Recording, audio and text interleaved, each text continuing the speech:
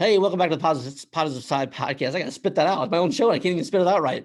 Welcome back to the Positive Side Podcast. Glad you're tuning in from all around the world, all around the galaxy. I appreciate you. Much love. It's been over 4 years now, 4.5 years now that we've been doing these podcasts. And I think I've got close to 600 episodes. That's a lot of anything. I mean, 600 pennies or 600. I mean, you name it. That's a lot of stuff. But really, I owe it all to you for all the listeners listening. I'm eternally grateful for sure. If you can look around me, obviously the world headquarters is now moved, and this is good. Hopefully, it'll be a location that will be for a long, long time. This back wall is going to get painted eventually. The office is destroyed, but the reason I tell you all, tell everybody that is because I think it's important sometimes to kind of hit the reset button and change your life. It's cool to do the same old over and over again, but when you change things up, I think that's when you really identify.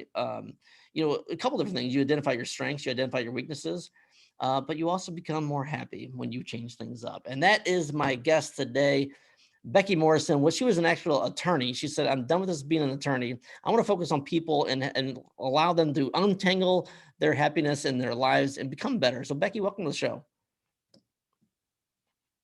I can't hear you. Now I can hear you. Yeah, thanks for having me, Jeremy. I'm excited to be here. Well, I'm excited to have you on the show. It's going to be great because in this world, I think there's maybe it's not true, but I think there's almost like this darkness, like this. Everybody's arguing and fighting politics, COVID, not COVID. Politics is obviously huge. Black Lives Matter. I mean, there's so many things that that are just lightning bolts where we can fight and argue about. Yet we're missing happiness. What would be your overall story to tell the world of how to be more happy?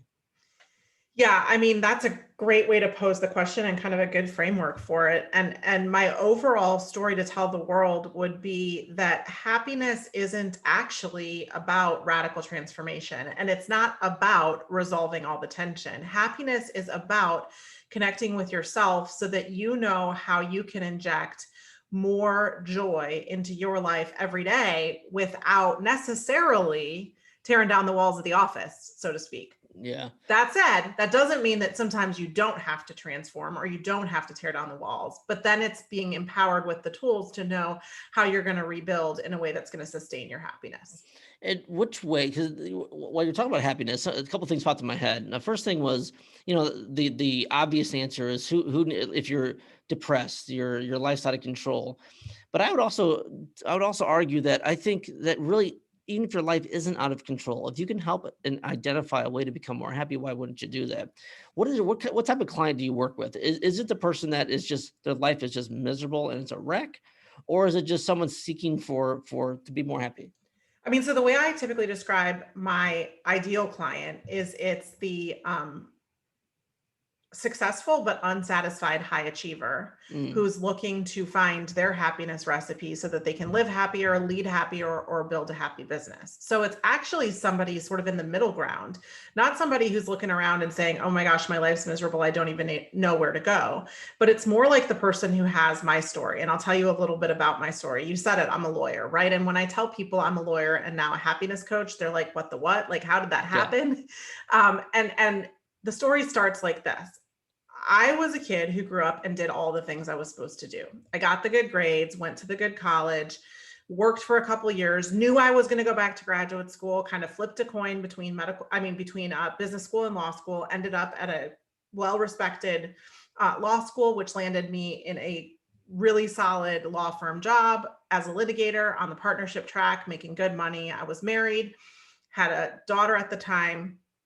And one night I found myself about 8:30 at night, sitting on the floor of the bathroom with my daughter in the tub and the cordless phone, because now this was 15 years ago and we didn't have cell phones or AirPods or any of the fancy stuff we have today. So the cordless phone clipped to the back of my pants with earphones plugged in. I've got papers spread out all over the floor. I've got a notebook on the toilet seat cover, and I'm preparing an expert for their testimony at the same time that I'm bathing my toddler.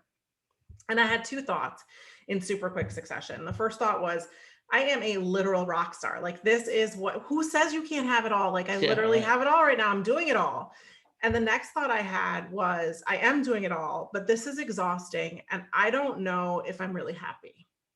And that sort of set off this inquiry in my mind of, can you be both quote unquote successful and happy? Can you have a job that is successful? Can you have a really full life, but also do it in a way that allows you to have happiness? And so that's what I spent the next approximately 15 years of my career figuring out and balancing for myself. Which included, kind of a winding stint through working in big law firms, working in entrepreneurial finance before I decided to start my own coaching and consulting company. And that was driven by recognizing that the common thread through all of this had been two things. One, trying to navigate the right balance of things for myself. And two, really enjoying helping other people find what makes them tick, what makes them successful, and what makes them happy. And so here we are today talking about happiness, and I'm a happiness coach. So I don't know if that answered your initial question, but I think it gives you something to work with at a minimum. Yeah, right? no, absolutely it did.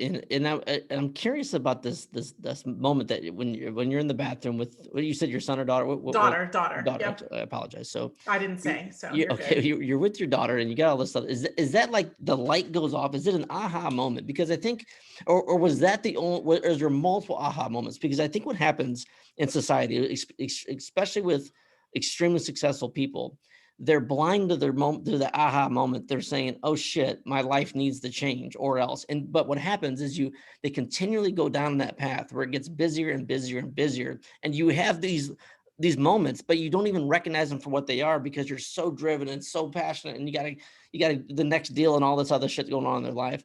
How did that work out for you? And how would you tell somebody being that successful?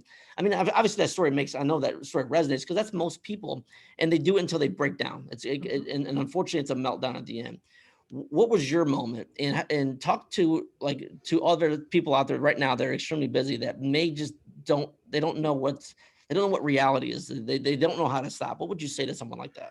Yeah, I mean, so like real talk, I will tell you the whole story in brief. And it didn't end there, as you point out, right? I had that moment and it very much was an aha moment to the point that 15 years later or 17 years later, we are now, I can pinpoint that as the moment or the beginning of this inquiry.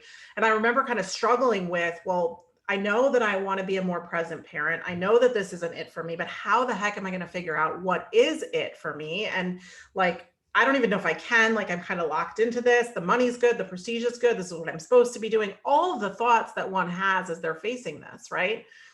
And pretty shortly after that, within the like 6 to 8 months after that moment, I ended up having a life-threatening pregnancy loss. And they say when you have sort of those near death, and I don't want to overstate it, but it was really a kind of a dire situation. They say when you're in those moments, your life flashes before your eyes. And you know what flashed before my eyes was conference rooms and conference calls and computer and typing and litigating. And coming out of that experience, I really didn't allow myself the full time to sort of recover physically or emotionally, because that's not what you do when you're when you got a full plate and you're on the path and you're on the treadmill, right?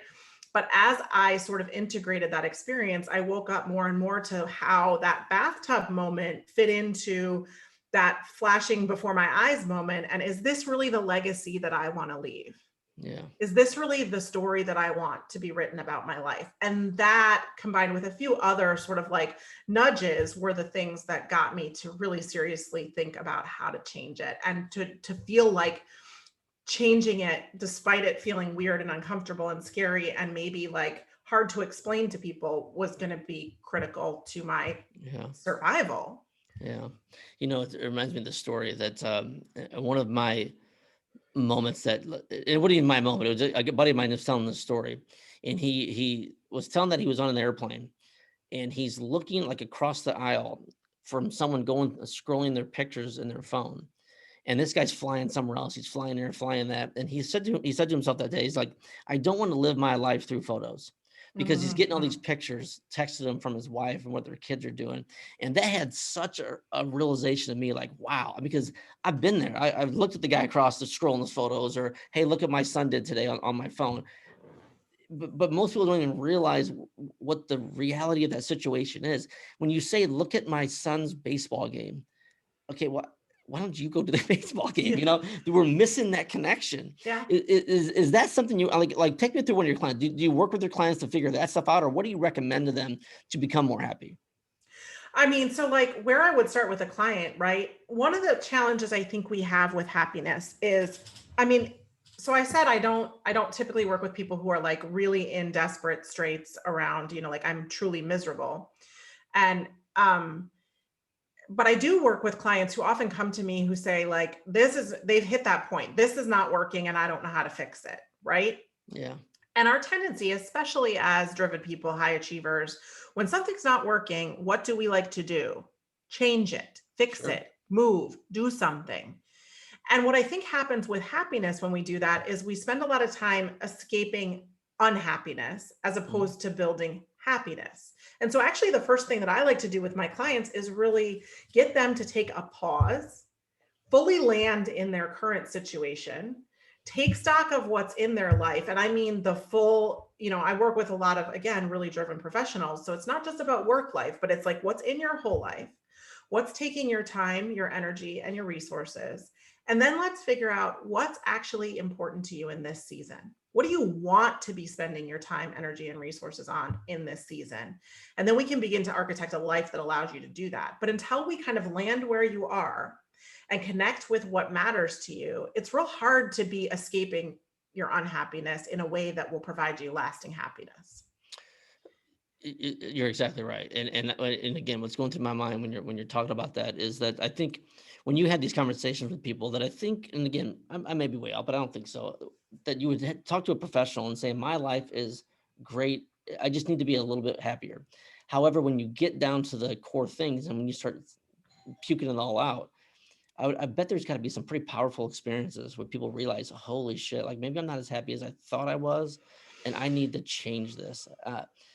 I don't want you to tell any specific stories, like no names or anything, but I would love to hear it like a win situation for you from one of your clients because I think we can all resonate with what you're talking about. Share a story that kind of talks about with what you do, so that would not only help other people learn from it, but also maybe reach out to you and say, "Hey, I need Becky's help with this because of this story." So Yeah. tell a story about that. So there's two that jump to mind that are sort of like I will tell them in a way that is a conglomeration of many clients, because one of the things that's really important to me is that what I do with clients is between me and the client. Yeah. So there's two kind of themes that story wise that answer that question. And the first is, like I said, I often have people come to me, and it particularly comes forward as like, I've been doing this job for a while. I've had some real on paper success. I'm at a title or a level or at a pay grade that should feel good, but it doesn't feel good. What do I do? And many of those people think, oh, I need to switch careers entirely. Mm. And what's been interesting as I've navigated that path with, let's say, a dozen plus people, about half of them figure out they don't actually need to switch careers. They actually just need to get clearer on what their top priority is, own it, live it, claim it, and really like lean into it. And so with them, the challenge is, so often we say like family first, but we are, as you said, like a road warrior. We're out here, there, and Yeah. everywhere. Family first, priorities aren't spoken, they're lived. Mm. And so when we sit down and actually look at what's in front of us, we either need to do one of two things. If we're not actually living and spending our time, energy, and resources in a way that matches our priority of family first, we either need to change what we're doing or change what we're claiming. And so just that exercise alone can be really freeing for some of that tension, because that can be a real buildup of tension when you're saying one thing and doing another. You're not in alignment or integrity with yourself, and you're not in alignment or integrity with the people around you. So that's kind of one path that people walk down. The other path is then people who discover through that exercise that, yeah, in fact, I do need to change something significant in my career. And I've had people leave their sort of more stable jobs and finally take on that dream of entrepreneurship. I've had people make complete shifts in, from career A to career B. But I think what's cool about it, anybody can make that change, but what's cool about it is they're doing it in a way that they are so clear on why they've chosen that path and how that path fits into what matters to them and into their priorities. And that's so powerful, because then there's no hesitation. And so much of that fear we feel around starting something new falls away when we're Yeah. really clear on the why we're going down that road. Two things I want to take away. that really stuck out at me when you were talking about the first path, about people staying in their job. That is so fascinating. I mean, I love the way you talked about that, because most people that are unhappy, the first place they're going to go is they're going to blame their job. My job sucks. My job sucks. My job sucks. But are you in reality giving your job a chance to not suck? I mean, when you make up your mind and get in that tunnel vision, your life sucks because the shitty job that you have. But maybe it's not the shitty job. Maybe it's your shitty attitude. And I think that'd be a very eye awakening opportunity for people, because when you know, like in reality, hey, you switch jobs, it costs money, it costs time, it costs stress, and if you don't have to do any of that stuff, you can become happy where you are. That's going to save all kinds of time, all kinds of money, all kinds of comfort levels. I know comfort's not the best thing in the world, but it is when it comes to a job. If you're happy with what you're doing, it makes a gigantic difference. And the other thing you start to talk about, putting family first, you know, it's interesting, because I you know, I think we're all guilty to it to a certain extent. But I heard a quote the other day, or a month, or I don't remember what it was. But they were saying, "My family always comes first, unless this comes up, or that comes up, or this comes up." So you're telling yourself that it comes first, but in reality, it doesn't come first. All this other bullshit in your life comes first over your family, and that's a extremely eye awakening process, and really to work through that and understand that. So I appreciate you saying both of those things. That is super, super powerful. Becky, go ahead. No, I was just going to say, with the family first too, like, I just want to remind people that we get to have room in our life for more than one thing. We just are prioritizing. We're putting them in order, and we're helping make decisions. And so, I grew up actually with a mom who was a really driven professional, and she made very clear to me when I was in middle school that work was first. I Mhm. don't feel less loved. I didn't feel abandoned. I didn't feel confused. I felt happy because I knew what mattered to her, and I knew how I could support her. And I knew that when push came to shove, or when some work emergency came up, it wasn't going to be a discussion of like, I feel terrible that blah, blah, blah, blah, blah. Yeah. No, go do your work thing. We're going to go do this thing. No big thing. Yeah, right. And we just knew, and it was like so freeing. And so I saw firsthand the power of really aligning and living your priorities and owning them and claiming them and stating them. And that it doesn't mean, like, if work is first, if your career is your focus right now, it doesn't mean you don't love your family. It doesn't mean they aren't Yeah. important. It doesn't mean that you won't show up. It just makes clear how you're going to make decisions. Yeah. It's really freeing. Oh, absolutely, 100%. I think that's, obviously I coach people as well, and some of the things I do with my clients when we talk about scheduling. That, oh my God, I'm so busy, I'm so busy, so busy. But when you hard schedule and you put the rock in your schedule of actually family time or free time, Mhm. and it's actually in your schedule, that makes it a little bit easier too to commit to it. Because again, if you don't have it in your schedule, you don't commit to it, there's always something that's going to come up. And one of the best practices I learned from a gentleman named Dustin Hillis, he's the CEO of Southwestern companies. Southwestern Consulting is where I met him. But he always said, whenever someone called and asked him to do anything, the first thing he always said was, "Let me check my calendar." Mhm. Whether he used to, before they would say, "Oh yes, I'm in," and all of a sudden you get this jumble mess of a schedule where you got shit flying everywhere, and you overcommit, and you don't show up to things. But when you tell people, "Let me check my schedule first," and you don't really want to go with them anyways, I'm busy that day. How about three weeks from now? And then Mhm. 3 weeks from now never happens because they don't follow through with it, and then you're off the hook again. But Yep. planning your schedule is extremely, extremely important. Once again, we're talking to Becky Morrison, untanglehappiness.com. Make sure you're over there and check it out. Becky, there's a great book called from John Maxwell. It's called Good Leaders Ask Great Questions. I'm not sure if you've ever read it before. I'm a huge John Maxwell fan, and we're going to go over those 7 questions right now. Are you Okay. ready? I am ready. Question number 1 is, what is the greatest lesson you've ever learned? I mean, I think we've just talked about it. The greatest lesson I've ever learned was probably the one that I learned when my mom, was forced through her leadership development program to come home and claim her priorities. Mm, The greatest lesson I've ever learned is the power and ease and efficiency and happiness that comes from claiming and living your priorities.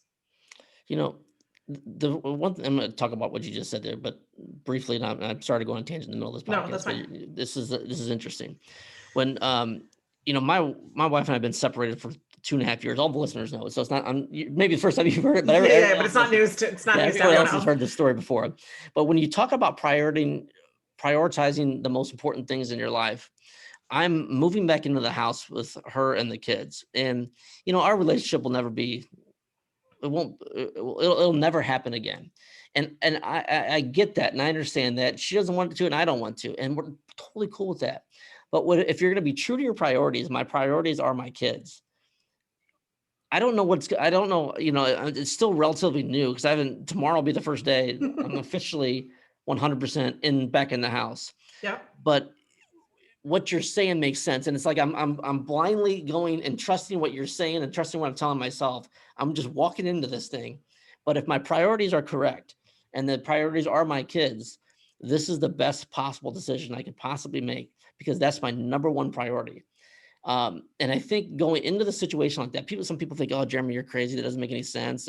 How you doing that?" I mean, I hear all the bullshit. I hear it all, but that's not their priorities. My priorities are my kids, and I'm trying to stay true to that.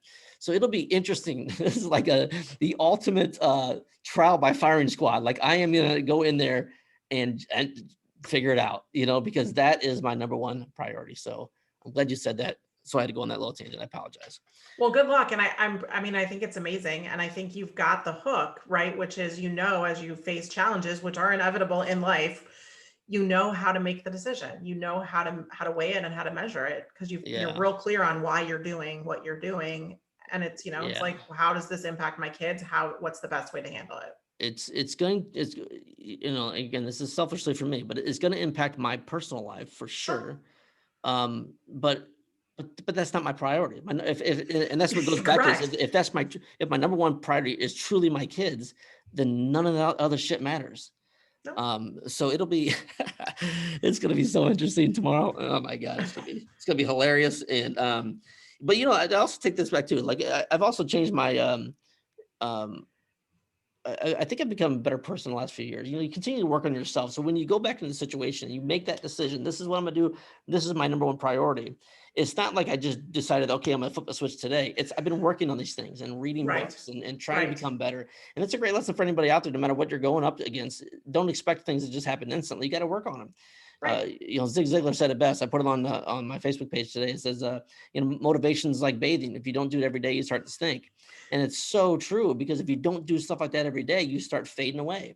Yes. So, again, another long tangent, but it's super, super important. Yep. Question number 2 is, what are you learning now? What am I learning right now? I know it seems silly that stumped me, but actually, what I'm learning right now, actually, I'll answer it this way. What I'm learning right now is actually not anything that I'm learning from a book or from a course or from anywhere else, but I'm learning right now how to make the space that I need in my schedule. And that is different than how to manage time. I'm an awesome time manager. What I know is when I can look ahead 2 months and say, this is how much time I have. And then I can decide this is what I'm going to fill it with. And I almost never get to a point of overwhelmed, kind of busy. I almost always have the boundaries I need to spend time with my family and for self-care. What I'm working on now is creating actual open space in my future calendar, creating actual space for new possibilities to come in, for new opportunities that I'm not seeing sitting here today, to have room so that 2 months from now, when somebody comes along and says, we have this cool project, I can say, I've got space for that without having to move anything off my calendar and give up anything. That was my question is how far out are you planning it? You said, we're talking like a quarter at a time. Okay. Yeah. Okay. I mean, that's a great idea. It's brilliant. I mean, and then, when that time comes and there's nothing filling in that, I'll find something. Yeah. Well, it's just another opportunity. Like, oh my gosh, now I can do this that I've been wanting to do forever because the space is now open. Oh, that's super smart. I love that. Question number 3 is, how has failure shaped your life? So this is it's, how it is, like when questions just hit what you've been thinking about. Oh, Failure has been a topic recently because I have a daughter who is going to be a senior in high school, and we've been talking about college applications, and I've been thinking about my own process. And I have 2 thoughts on failure. The first is that I do not believe I have failed enough. Which to me says I haven't pushed the limits enough. Yeah, absolutely. And my second big thought is that there is actually no such thing as failure. Failure is just limit setting. Yeah. And I was talking to a client just the other day about this very issue. And I said, and we were talking about, well, in this situation, what would failure look like? And we kind of got in this like very intellectual conversation about failure. And I said, think about it this way. Michael Jordan didn't make every team he ever tried out for, but did he fail?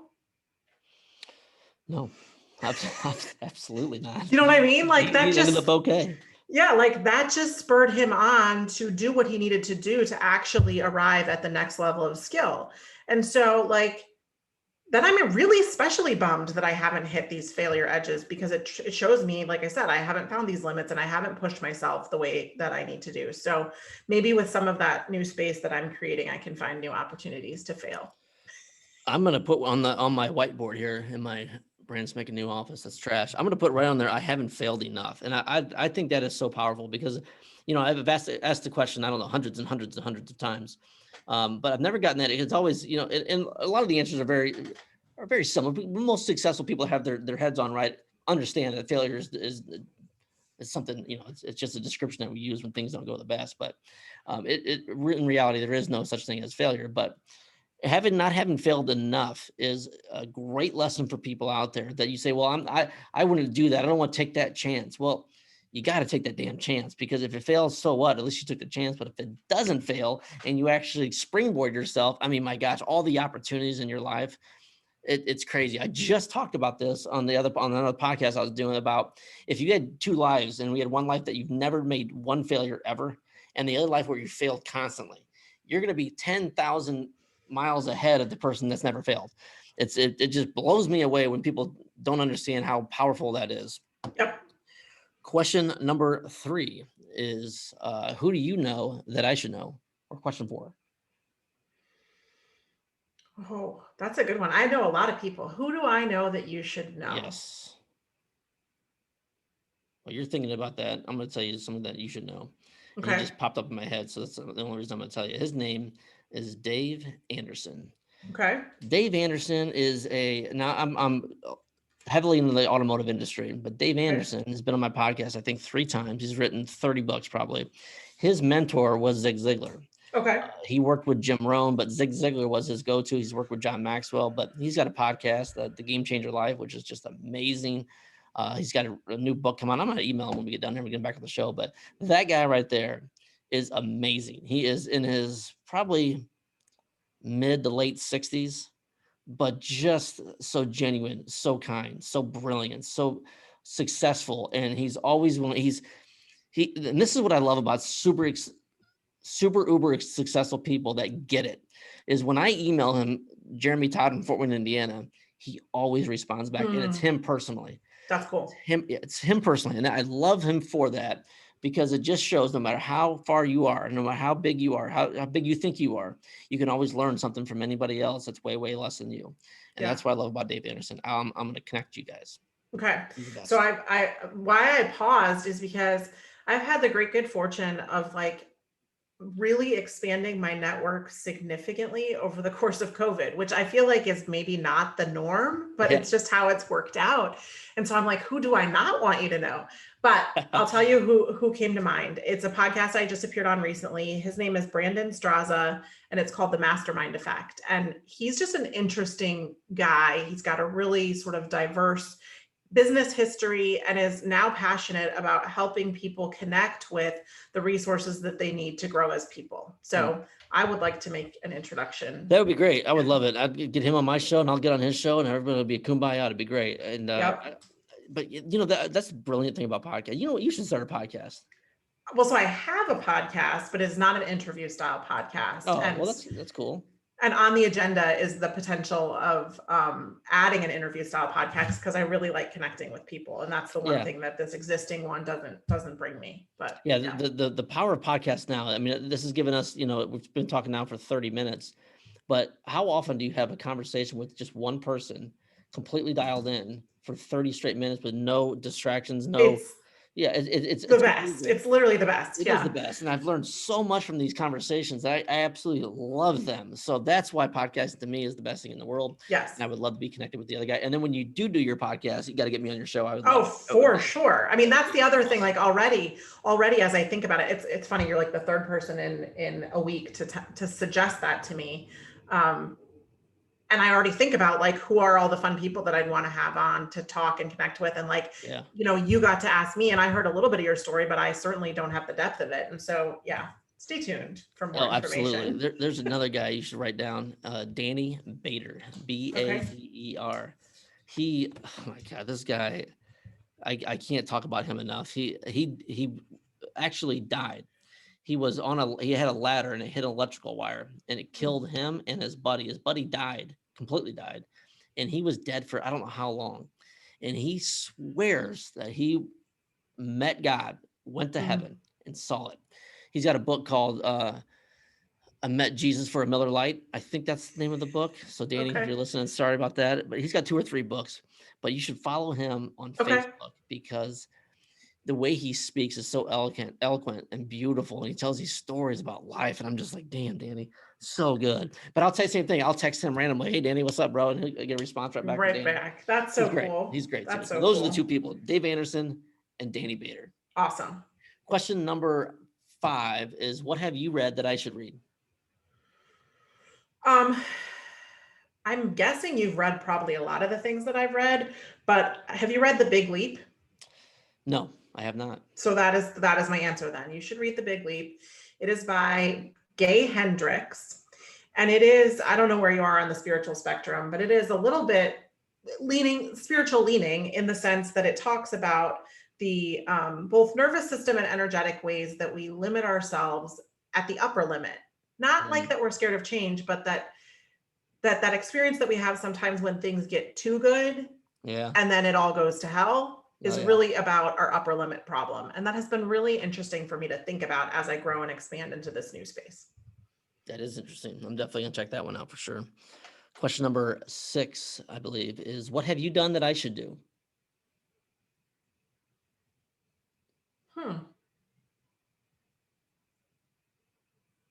I don't know. Like I told you, I don't think I've done enough. Because I haven't failed. I mean, here's my encouragement to you. I won't get specific. I want to give you a specific assignment, but I will offer you this thought. So I am obviously come from a very sort of like straight-laced, buttoned up background.